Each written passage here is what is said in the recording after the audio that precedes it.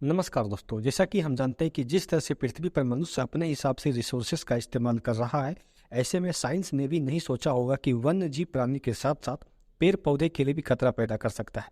क्योंकि रिसोर्सेज की अपनी लिमिट होती है और बढ़ती आबादी की अपनी अनगिनत इच्छाएं हैं।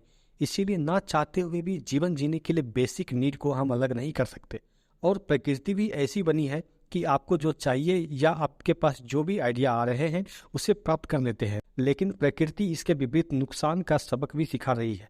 यही वजह है कि एक मॉडर्न समय में हमारी लाइफ आसान तो हो गई है, लेकिन पर्यावरण को काफ़ी क्षति पहुंचा चुके हैं।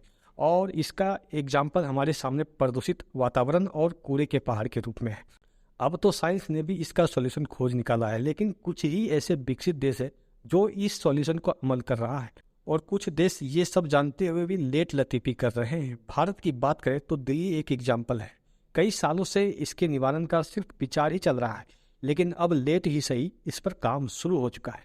इसीलिए राजधानी में कूड़े के पहाड़ खत्म होने के बाद फिर से ऐसे कूड़े पहाड़ न बने, इसके लिए तय खंड में बनाई जा रही आधुनिक लैंडफिल साइट सितंबर तक तैयार हो पाएगी।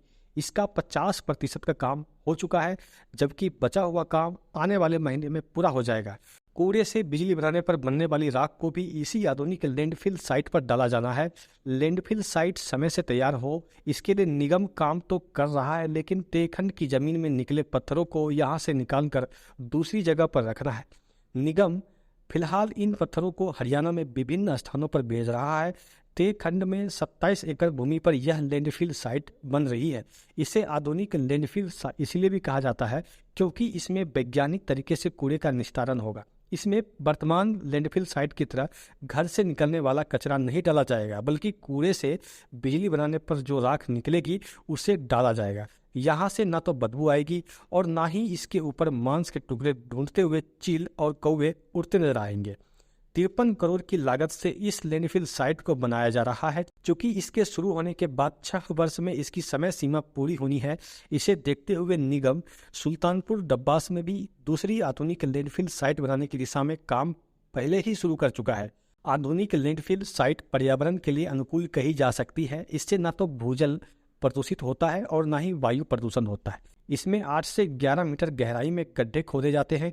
इस गड्ढों में विभिन्न परतें बनाई जाती है। इन परतों के माध्यम से जो राख लैंडफिल साइट के अंदर डाली जाती है वह जमीन में सीधे नहीं जाती।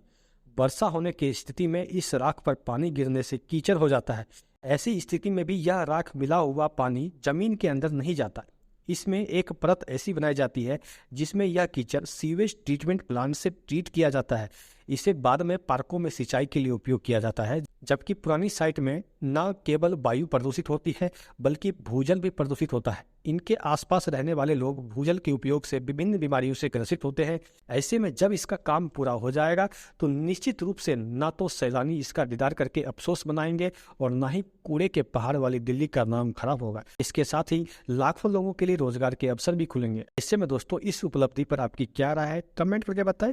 यदि दोस्तों यह वीडियो आपके काम आया तो इस वीडियो को लाइक कर दीजिए। यदि आपको इसी तरह की वीडियो देखनी है तो इस चैनल को सब्सक्राइब कर लीजिए। तो मिलते हैं अगले वीडियो में, तब तक के लिए धन्यवाद।